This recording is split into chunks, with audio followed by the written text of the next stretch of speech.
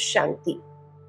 6/6/2025 આજના મીઠા બાબાના મધુર મહાવાક્ય. મીઠા બાળકો, ભવિષ્ય ઉચ્ચ કુળમાં આવવાનો આધાર છે ભણતર.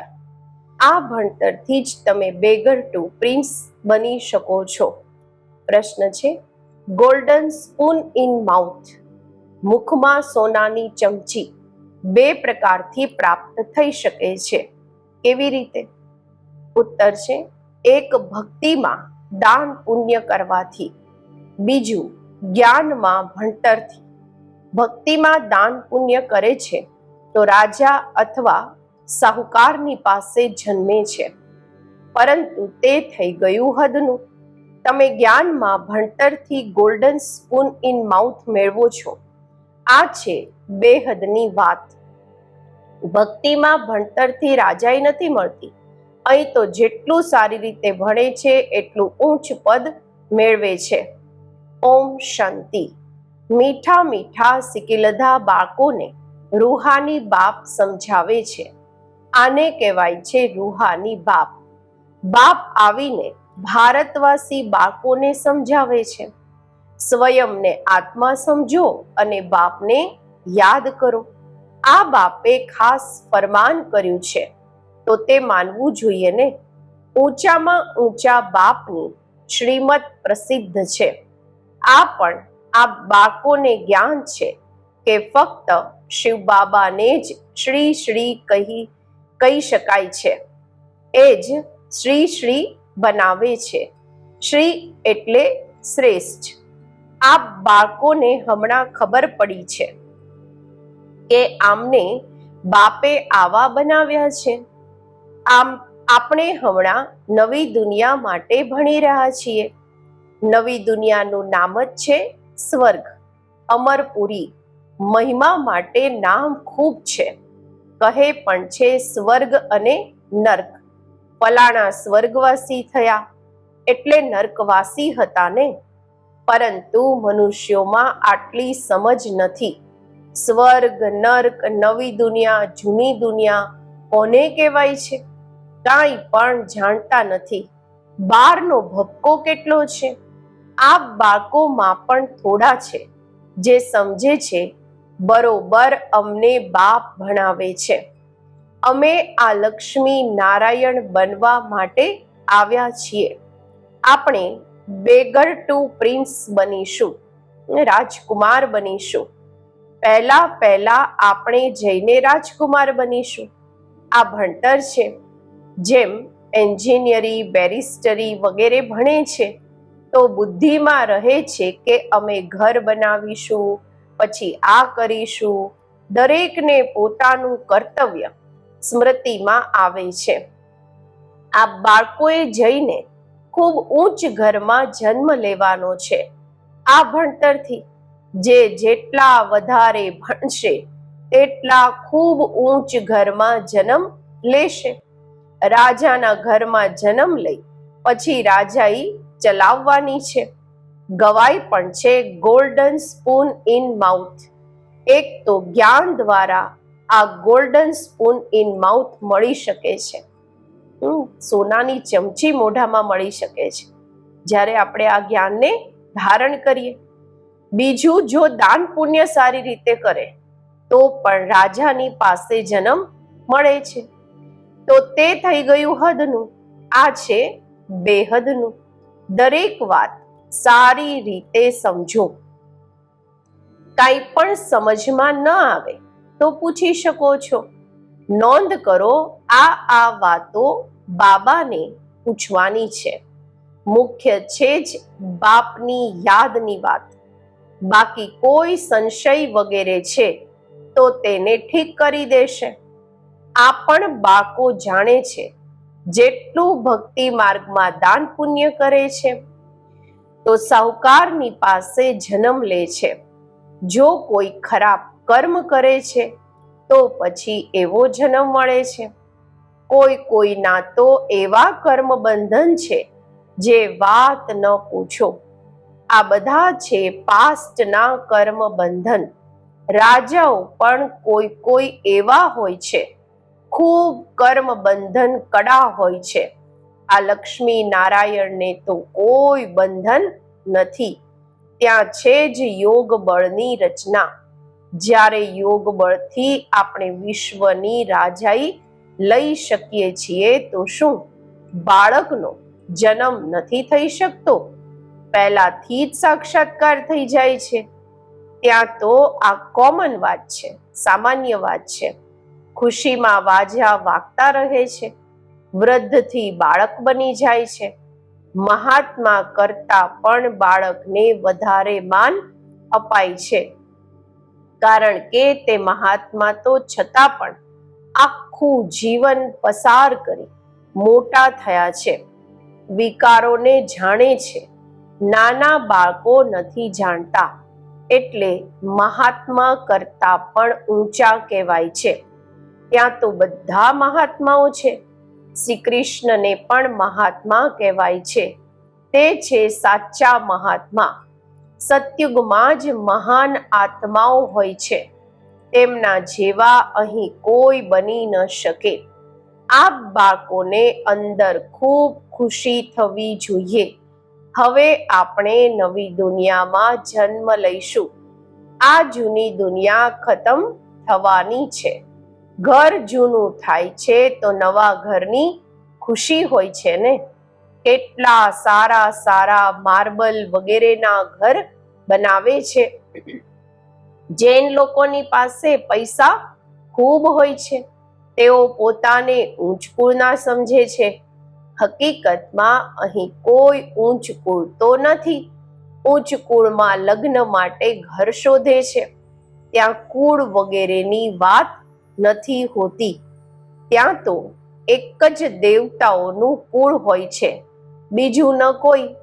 એના માટે તમે સંગમ પર અભ્યાસ કરો છો કે અમે એક બાપના બાળકો બધા આત્મા છીએ. આત્મા છે પહેલા, પછી છે શરીર.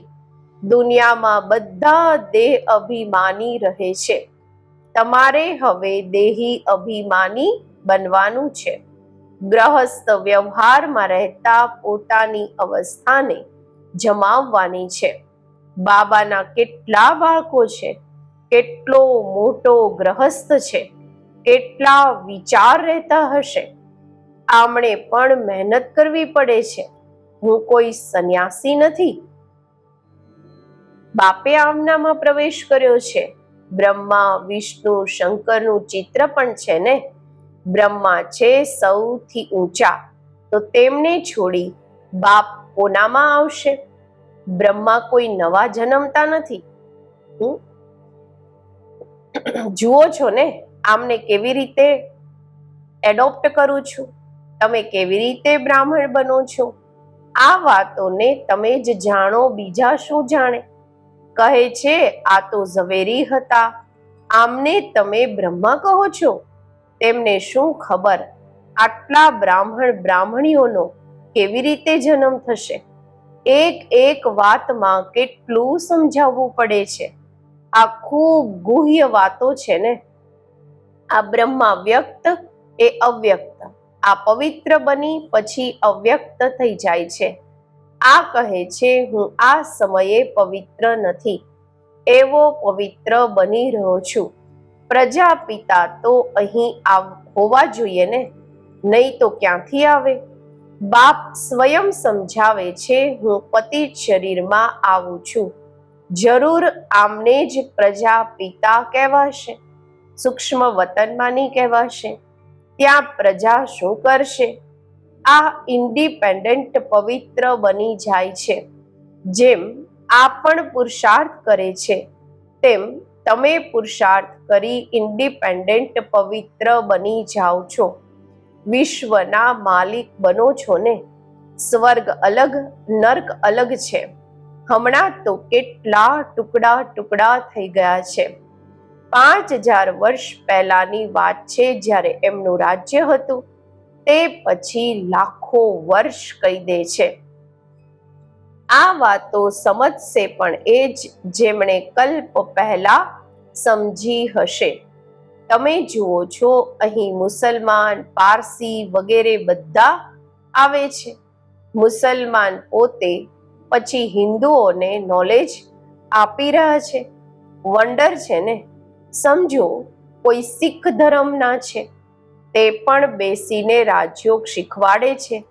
જે કન્વર્ટ થયા છે, બદલી થયા છે, એ ધર્મમાં પરિવર્તન થયા છે, તે પછી ટ્રાન્સફર થઈ દેવતા કુળમાં આવી જશે. સેપલિંગ એટલે કે કલમ લાગે છે. તમારી પાસે ક્રિશ્ચન, પારસી પણ આવે છે, બૌદ્ધી પણ આવે છે. આપ બાળકો જાણો છો, જ્યારે સમય નજીક આવશે ત્યારે ચારેય બાજુઓથી આપણું નામ નીકળશે. એક જ ભાષણ તમે કરશો તો અનેક તમારી પાસે આવી જશે. બધાને સ્મૃતિ આવી જશે, અમારો સાચો ધર્મ આ છે. જે આપણા ધર્મના હશે તે બધા આવશે તો ખરા ને. લાખો વર્ષની વાત નથી. બાપ સમજાવે છે, તમે કાલે દેવતા હતા, હવે ફરી દેવતા બનવા માટે બાપ પાસેથી વારસો લઈ રહ્યા છો. તમે સાચા પાંડવ છો. પાંડવ અર્થાત પંડા, તે છે શરીરધારી પંડા. તમે બ્રાહ્મણ છો, રૂહાની પંડા. તમે હમણાં બેહદના બાપ પાસેથી ભણી રહ્યા છો. આ નશો તમને ખૂબ હોવો જોઈએ. અમે બાપની પાસે જઈએ છીએ, જેમની પાસેથી બેહદનો વારસો મળે છે. એ અમારા બાપ અને શિક્ષક પણ છે. આમાં ભણવા માટે કોઈ ટેબલ ખુરશીની વગેરેની કોઈ જરૂર નથી. આ તમે લખો છો તે પણ પોતાના પુરુષાર્થ માટે. હકીકતમાં આ સમજવાની વાત છે. તમને પત્ર લખવા માટે આ પેન્સિલ વગેરે ઉઠાવે છે. બાળકો સમજશે, શિવ બાબાના લાલ અક્ષર આવ્યા છે.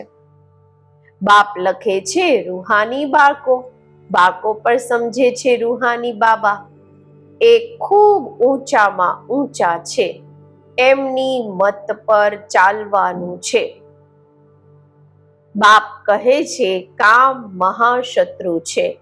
આ આદિ મધ્ય અંત દુઃખ આપવા વાળું છે.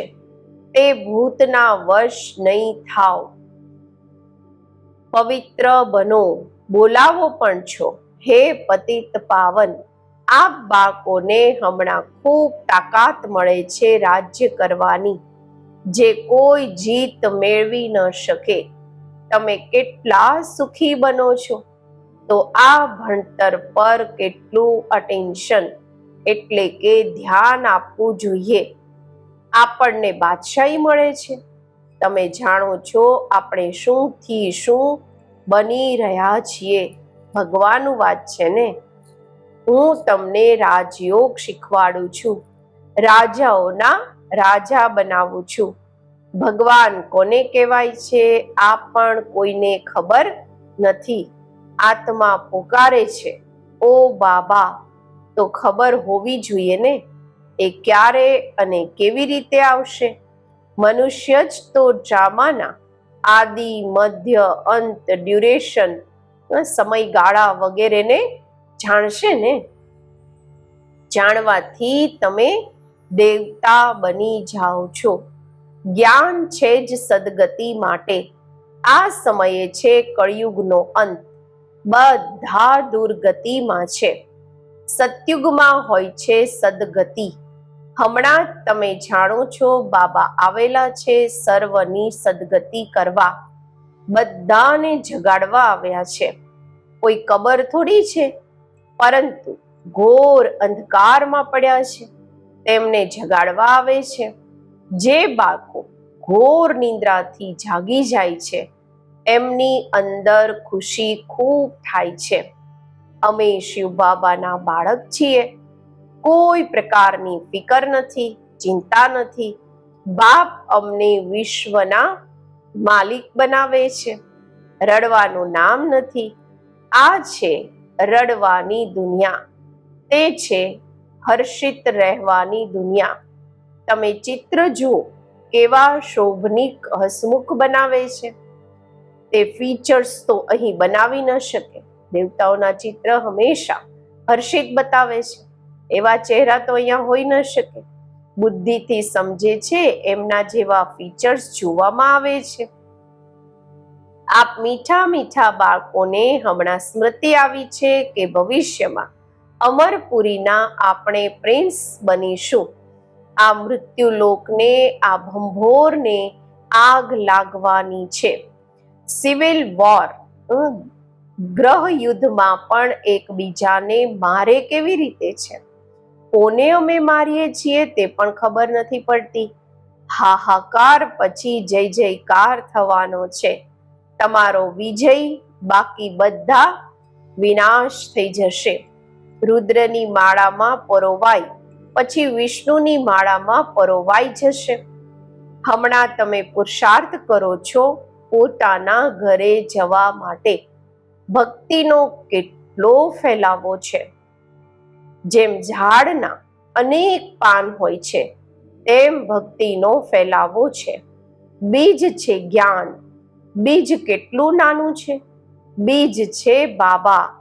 આ ઝાડની સ્થાપના, પાલના અને વિનાશ કેવી રીતે થાય છે આ તમે જાણો છો. આ વેરાયટી ધર્મોનું ઉલટું ઝાડ છે. દુનિયામાં એક પણ નથી જાણતા.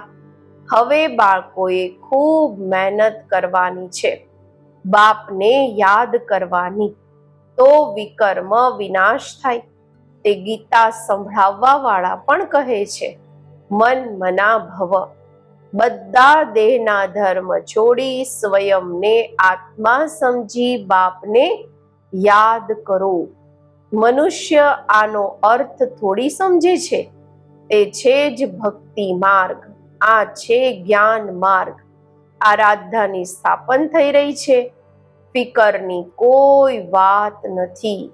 જેમણે થોડું પણ જ્ઞાન સાંભળ્યું તો પ્રજામાં આવી જશે. જ્ઞાનનો વિનાશ નથી થતો. બાકી જે યથાર્થ જાણી પુરુષાર્થ કરે છે એ જ ઊંચું પદ મેળવે છે. આ બુદ્ધિમાં સમજ છે ને. આપણે પ્રિન્સ બનવા વાળા છીએ નવી દુનિયામાં. સ્ટુડન્ટ એટલે કે વિદ્યાર્થી પરીક્ષા પાસ કરે છે તો તેમને કેટલી ખુશી થાય છે. તેમને તો 1000 વાર વધારે અતિન્દ્રિય સુખ હોવું જોઈએ. આપણે આખા બાબા કહે છે ને, તમને તો 1000 વાર અતિન્દ્રિય સુખ હોવું જોઈએ. દુનિયાની અંદર પણ કોઈ પરીક્ષા પાસ કરે તો કેટલી ખુશી થાય છે વિદ્યાર્થીને. તો તમે તો કેટલી મોટી પરીક્ષા પાસ કરો છો. તમને 1000 વાર અતિન્દ્રિય સુખ હોવું જોઈએ. આપણે આખા વિશ્વના માલિક બનીએ છીએ. કોઈ પણ વાતમાં ક્યારેય રીસાવાનું નથી. બ્રાહ્મણી સાથે નથી બનતું, બાપથી રીસાય છે. અરે તમે બાપ સાથે બુદ્ધિનો યોગ લગાવો ને. એમને તો પ્રેમથી યાદ કરો. બાબા, બસ તમને જ યાદ કરતા કરતા અમે ઘરે આવી જઈશું. અચ્છા, મીઠા મીઠા સિકિલધા બાળકો પ્રતિ માત પિતા બાપ દાદાના યાદ પ્યાર અને ગુડ મોર્નિંગ. રૂહાની બાપના રૂહાની બાળકોને નમસ્તે. આપણે રૂહાની બાળકોના રૂહાની બાપને નમસ્તે. ધારણા માટે મુખ્ય સાર. પહેલું છે, કોઈ પણ વાતની ફિકર નથી કરવાની. સદા હર્ષિત રહેવાનું છે. સ્મૃતિ રહે, આપણે શિવ બાબાના બાળકો છીએ. બાપ આવ્યા છે આપણને વિશ્વના માલિક બનાવવા. બીજું, પોતાની અવસ્થાને એકરસ બનાવવા માટે દેહી અભિમાની બનવાનો પુરુષાર્થ કરવાનો છે. જૂના ઘરમાંથી મમત્વ કાઢી નાખવાનું છે. આજનું વરદાન. મનન શક્તિ દ્વારા બુદ્ધિને શક્તિશાળી બનાવવા વાળા માસ્ટર સર્વશક્તિવાન ભવ. મનન શક્તિ જ દિવ્ય બુદ્ધિનો ખોરાક છે. જેવી રીતે ભક્તિમાં સિમરણ કરવાના અભ્યાસી છે. એવી રીતે જ્ઞાનમાં સ્મૃતિની શક્તિ છે. આ શક્તિ દ્વારા માસ્ટર સર્વશક્તિવાન બનો. રોજ અમૃત વેલા પોતાના એક ટાઇટલને સ્મૃતિમાં લાવો અને મનન કરતા રહો, તો મનન શક્તિથી બુદ્ધિ શક્તિશાળી રહેશે. શક્તિશાળી બુદ્ધિની ઉપર માયાનો વાર નથી થઈ શકતો, પરવશ નથી થઈ શકતા, કારણ કે માયા સૌથી પહેલા વ્યર્થ સંકલ્પ રૂપી વાણી દ્વારા બુદ્ધિને જ કમજોર બનાવે છે. આ કમજોરીથી બચવાનું સાધન જ છે મનન શક્તિ. સ્લોગન છે, આજ્ઞાકારી બાળકો જ દુઆઓના પાત્ર છે. દુઆઓનો પ્રભાવ દિલને સદા સંતુષ્ટ રાખે છે. અવ્યક્ત ઈશારા આત્મિક સ્થિતિમાં રહેવાનો અભ્યાસ કરો, અંતર્મુખી બનો. સદા બેહદની આત્મિક દ્રષ્ટિ, ભાઈ ભાઈના સંબંધની વૃત્તિથી કોઈ પણ આત્મા પ્રત્યે શુભ ભાવના રાખવાનું ફળ જરૂર પ્રાપ્ત થાય છે. એટલે પુરુષાર્થથી થાકો નહીં, દિલ શિકસ્ત પણ ન બનો. નિશ્ચય બુદ્ધિ બની મારાપણાના સંબંધથી ન્યારા થઈ શાંતિ અને શક્તિનો સહયોગ આત્માઓને આપતા રહો. ઓમ શાંતિ.